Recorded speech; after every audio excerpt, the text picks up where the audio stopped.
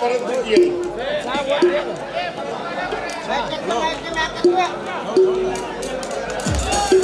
ನಿನ್ನ ಕಿರಿಯ ಮಗ ರಮೇಶ ಓದಿ ವಿದ್ಯಾವಂತನಾಗಲೆಂದು ಹಾರೈಸಿ ಹಾಡಿ ಹಾರೈಸುತ್ತಿದ್ದೆಯಲ್ಲಮ್ಮ. ನಿನಗೆ ತಕ್ಕ ಮಗನಾಗಿ ಮಡದಿಯನ್ನು ಮನೆಗೆ ಕರೆದುಕೊಂಡು ಬಂದು ನಿಂತಿದ್ದಾನೆ ನೋಡಮ್ಮ. ನೀನೇ ಆಶೀರ್ವದಿಸುತ್ತಾ ಆ ಮಗನಿಗೆ ಒಳ್ಳೆಯದಾಗಲಿ ಕೂಡ ತನ್ನ ದಾರಿಯನ್ನೇ ಹಿಡಿದಿದ್ದಾಳೆ. ಅವಳೀಗ ಪ್ರಾಯದ ಪರಿಸ್ಥಿತಿಯಲ್ಲಿ ಪ್ರಿಯತಮನೊಂದಿಗೆ ಪ್ರೇಮದ ಪ್ರಾರಂಭಿಸಿದ್ದಾಳೆ. ಏನೇ ಆಗಲಿ ಇವತ್ತು ಆ ಗಯ್ಯಾಳಿ ನನಗೆ ಬರಲಿ, ಸರಿಯಾಗಿ ವಿಚಾರಿಸಿಕೊಳ್ತೇನೆ. ಯಾಕಣ್ಣ, ಏನಾದರೂ ಕೆಲಸವಿತ್ತೆ? ಮಹತ್ವವಾದ ಕೆಲಸವೇ ಇದೆ. ಈ ನಿಮ್ಮ ಕತ್ತು ಮುಚ್ಚಿ ಆಡುವ ಪ್ರೇಮದಾಟ ಎಷ್ಟು ದಿನಗಳಿಂದ ನಿರಂತರವಾಗಿ ಸಾಗಿದೆ. ಯಾಕಣ್ಣ ಇವತ್ತು ಅವಿಶ್ವಾಸದಿಂದ ಮಾತಾಡ್ತಾ ಇದ್ದೀರಾ? ನಾನೇನಂತ ತಪ್ಪು ಮಾಡಿದೆ ಅಣ್ಣ? ತಪ್ಪು ನೀನು ಮಾಡಿಲ್ಲ ಜ್ಯೋತಿ, ನಾನೇ ಮಾಡಿದ್ದೇನಮ್ಮ. ನನ್ನ ತಂಗಿ ತುಂಬಾ ಜಾಣೆ, ಬುದ್ಧಿವಂತೆ, ಶೀಲವಂತೆ ಎಂದು ನಂಬಿದ್ದೆ ನೋಡು. ಅದಕ್ಕೆ ತಕ್ಕ ಉಪಕಾರವನ್ನೇ ಮಾಡುತ್ತೇನೆ ನಾನು.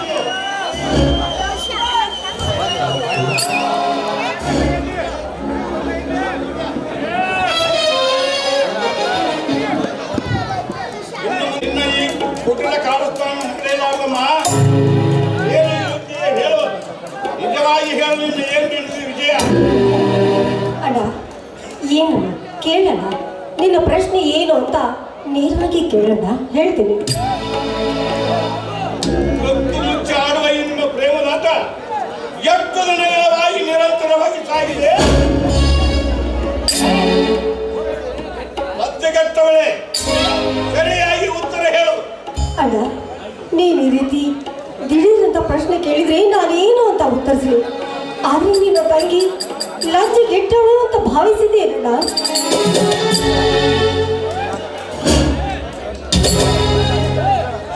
ನನಗೆ ಇಲ್ಲದ ಬೇಡ ಅಂತ ಹೇಳಲು ಬರಬೇಡ.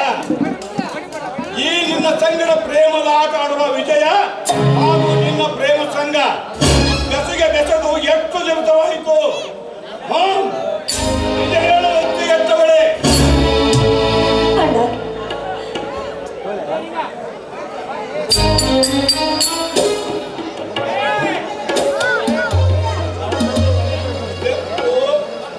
ಬೆಕ್ಕು ಕಣ್ಣು ಮುಚ್ಚಿ ಹಾಲು ಕುಡಿದರೆ ಜಗತ್ತು ನೋಡದೇ ಇರುತ್ತದೆ ಏನು?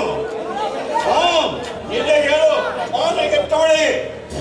ಅಣ್ಣ ಈ ವಿಷಯದಲ್ಲಿ ನಾನೇನು ನಿನಗೆ ಉತ್ತರಿಸಲಾರಣ. ಆದರೆ ಈ ನಮ್ಮಿಬ್ಬರ ಪ್ರೀತಿ ವಿಷಯವಾಗಿ ಅವರೇ ನಿನ್ನ ಹತ್ರ ಬಂದು ಮಾತಾಡ್ತಾರಂತ ಅಣ್ಣ, ಮಾತಾಡ್ತಾರೆ. ಆದರೆ ಇದರಲ್ಲಿ ನಂದೇನೂ ತಪ್ಪಿಲ್ಲ ಅಣ್ಣ, ನಂದೇನೂ ತಪ್ಪಿಲ್ಲ.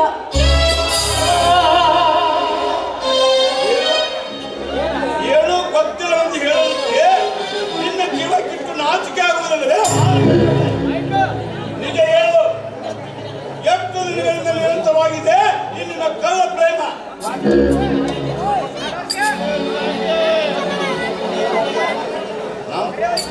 ಈ ನನ್ನ ಎಷ್ಟು ದಿನಗಳಿಂದ ಹೊತ್ತು ಹಾಕಿಕೊಳ್ಳುತ್ತಿದೆ. ಈ ನನ್ನ ಮನೆಯ ಮರ್ಯಾದೆಯನ್ನು ಕಳೆಯಲು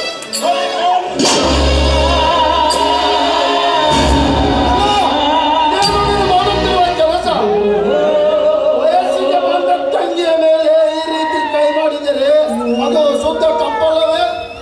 ಜ್ಯೋತಿಯ ಕೆನ್ನಿಗೆ ಹೊಡೆಯಲು ಅವಳೇನು ಅಂತ ತಪ್ಪು ಮಾಡಿದ್ದಾಳೆ.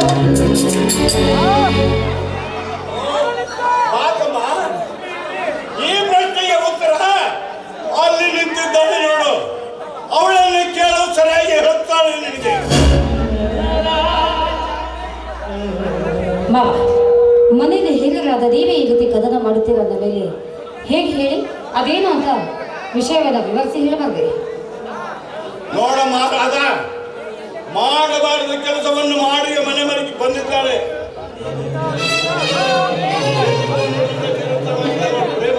ಇದೇ ಊರಿನ ಕರುಣಾಥನ ಮಗ ವಿಜಯನೊಂದಿಗೆ ಕದ್ದು ಮುಚ್ಚಿ ಪ್ರೇಮದ ಆಟ ಆಡಲು ಹತ್ತಿದ್ದಾಳೆ. ಹೇಳಿದರೆ ಧೈರ್ಯವಾಗಿ ಹೇಳ್ತಾಳೆ ಹೌದು ಅಂತ. ನಿಜ ಹೇಳು, ಅಣ್ಣ ಹೇಳುತ್ತಿರೋದು ಸತ್ಯವೋ ಅಥವಾ? ಅಣ್ಣ, ಈ ಮನೆಯಲ್ಲಿ ಈ ಮನೆತನದಲ್ಲಿ ನಿನ್ನ ಬೆನ್ನ ಹಿಂದೆ ಬಂದು ತಂಗಿಯಾಗಿ ಬಿದ್ದಿರುವೆ ನಿಜ. ಆದ್ರೆ ಈ ಮನೆತನದ ಮರ್ಯಾದೆ ಹೋಗುವಂತ ಕಳಂಕ ತರುವಂತ ಕೆಟ್ಟ ಕೆಲಸ ಎಲ್ಲಿ ಈ ನಿನ್ನ ತಂಗಿ ಮಾಡೋಳಲ್ಲ. ವಿಜಯನನ್ನು ನಾನು ಮನಸಾರಿ ಪ್ರೀತಿ ಮಾಡಿದ್ದು ನಿಜ ಅಣ್ಣ, ನಿಜ. ಜ್ಯೋತಿ, ಹೆಣ್ಣು ತಾಳ್ಮೆ ತವರಾಗಿರ್ಬೇಕು, ಮನಸ್ಸನ್ನು ಹತೋಟಿಯಲ್ಲಿ ಇಟ್ಕೊಂಡಿರ್ಬೇಕು. ಹಾಗೆ ಕಂಡೆಲ್ಲ ಮನಸ್ಸನ್ನು ಹರಿಬಿಡಬಾರ್ದು. ಇನ್ನೊಂದ್ಸಲ ಹಾಗೆಲ್ಲ ಮಾಡ್ಬೇಡ. ಏನು ಈಗ ಸದ್ಯ ಏನು ಮಾಡೋದು ಅಂತ ಈ ವಿಷಯ ಊರು ಜನಕ್ಕೆಲ್ಲ ಗೊತ್ತಾದ್ರೆ ನಮ್ಮ ಮರ್ಯಾದೆ ಗತಿ ಏನು? ಅದಕ್ಕೂ ಮುಂಚೆ ಇದಕ್ಕೊಂದು ತಕ್ಕ ಪ್ರಯತ್ನ ನಾವು ಮಾಡಲೇಬೇಕು. ಮತ್ತೇನ್ ಮಾಡ್ತೀರಾ? ವಿಜಯನನ್ನೇ ವಿಚಾರಿಸಿ ಜ್ಯೋತಿಯನ್ನು ಅವನಿಗೆ ಕೊಟ್ಟು ಮದುವೆ ಮಾಡೋ ಬಗ್ಗೆ ವಿಚಾರ ಮಾಡಬೇಕು ಅಷ್ಟೇ. ಅಷ್ಟು ಸುಲಭವಾಗಿ ಈ ಕಾರ್ಯ ನಡೆಯಲಿಲ್ಲ ಮಹಾರಾತ್ರಿ. ನಮಗೂ ಆ ಧರ್ಮರಾಜನಿಗೂ ಆಸ್ತಿಯ ಬಗ್ಗೆ ಹತ್ತಿದ ವೈಷಮ್ಯ ಇನ್ನೂ ಮುಗಿದಿಲ್ಲ. ಅಂತದರಲ್ಲಿ ಈ ವಿಷಯದ ಬಗ್ಗೆ ನಾವು ಅಂಗಳಕ್ಕೆ ಹೋಗಬೇಕೆ, ಅವರ ಮನೆಯ ವಶ ತೆಗೆದುಕೊಳ್ಳಬೇಕೆ? ಪ್ರಸಂಗದ ಪರಿಸ್ಥಿತಿಯಲ್ಲಿ ಅವ್ರ ಮನೆಗೆ ಹೋಗದೆ ಗತ್ಯಂತರವೇ ಇಲ್ಲ ನಾವು. ಹೌದಣ್ಣ, ಜ್ಯೋತಿಯ ಮದುವೆ ವಿಷಯದ ಬಗ್ಗೆ ಮಾತನಾಡಲು ಆ ಧರ್ಮರಾಜನ ಮನೆಗೆ ನಾವೇ ಹೋಗ್ಬೇಕು.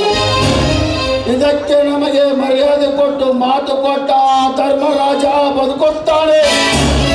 ಅಕಸ್ಮಾತ್ ಇದಕ್ಕೆ ಏನಾದರೂ ತಪ್ಪಿ ನಡೆದರೆ ಪ್ರಾಣ ಕಳೆದುಕೊಳ್ಳುತ್ತಾನೆ. ನಡೆಯಣ್ಣ, ಹಿಂದೆ ಆ ಧರ್ಮರಾಜನ ಮನೆಗೆ ಹೋಗಿ ಈ ಸಮಾಚಾರವನ್ನು ತಿಳಿದುಕೊಂಡು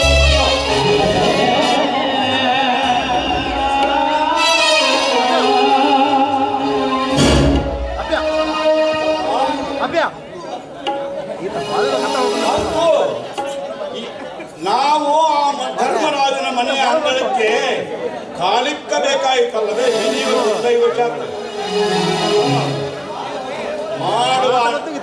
ಮಾಡಬಾರ್ದ ವಲಸ ಕೆಲಸವನ್ನು ಮಾಡಿ ಮಳ್ಳಿಯಾಗಿ ಹೇಗೆ ನಿಂತಿದ್ದಾಳೆ ನೋಡು. ಮಾಡಿ ಹೋಗಲಿ ಬಿಡಣ್ಣ, ಮೊದಲೇ ಅವಳು ನೊಂದುಕೊಂಡಿದ್ದಾಳೆ. ಹೀಗೆ ಮಾಡಿದ ತಪ್ಪಿಗೆ ಆ ನಿಸರ್ಗವೇ ಅವಳಿಗೆ ಶಿಕ್ಷೆ ಕೊಡುತ್ತದೆ. ರಾಧಾ, ನೀನು ಜ್ಯೋತಿಯನ್ನು ಕರೆದುಕೊಂಡು ಊಟ ಮಾಡು. ನಾನು ಅಣ್ಣ ಧರ್ಮರಾಜನ ಮನೆಗೆ ಹೋಗಿ ಬರುತ್ತೇವೆ. ನೋಡಿ, ನಾವು ಹೆಣ್ಣಿನ ಕಡೆಯವರು, ಸ್ವಲ್ಪ ತಗ್ಗಿ ಬಗ್ಗಿ ಮಾತಾಡ್ಕೊಂಡು ಬನ್ನಿ. ಹೋದ ಕೆಲಸ ಹಣ್ಣಾಗುವಂತೆ ಮಾಡಿ, ದುಡುಗಿ ಕೆಡಕು ಮಾಡ್ಕೊಳ್ಬೇಡಿ. ಆಯ್ತಮ್ಮ, ಹಣ್ಣು ಕಾಯೋ, ನಾವು ಹೋಗುವಂತೂ ಅವ್ರನ್ನು ಹೋಗ್ತೀವಿ. ಅಲ್ಲಿಗೆ ಹೋದ ನಂತರ ಪ್ರಸಂಗ ಹೇಗೆ ಮಾಡುತ್ತದೆಯೋ ಹಾಗೆ ಮಾಡಿಕೊಂಡು ಬರ್ತೀವಿ. ನಡೆ ರಮೇಶ, ಹೋಗೋಣ. ನಡೆಯಣ್ಣ. ನೋಡಿ ಅರ್ಜುನಿ, ನಾನು ಮನೆಗೆ ಬಂದ ತಕ್ಷಣ ಹೇಗೆ ನಿನ್ನ ಮದುವೆ ಬಗ್ಗೆ ಮಾತಾಡೋದಕ್ಕೆ ವ್ಯವಸ್ಥೆ ಮಾಡಿದೆ ನೋಡು. ಈ ನಿನ್ನ ಪ್ರೀತಿ ಅತ್ತಿಗೆಗೆ ಪ್ರೀತಿಯಿಂದ ಊಟ ಕೇಳೋದ ಮಾತಾಡಿ ಹಸಿವೆಯಾಗಿದೆ ಜ್ಯೋತಿ. ಆಯ್ತು ಅದಕ್ಕೆ ಬನ್ನಿ, ಊಟ ಬಡಿಸುತ್ತೇನೆ, ಊಟ ಮಾಡೋದು.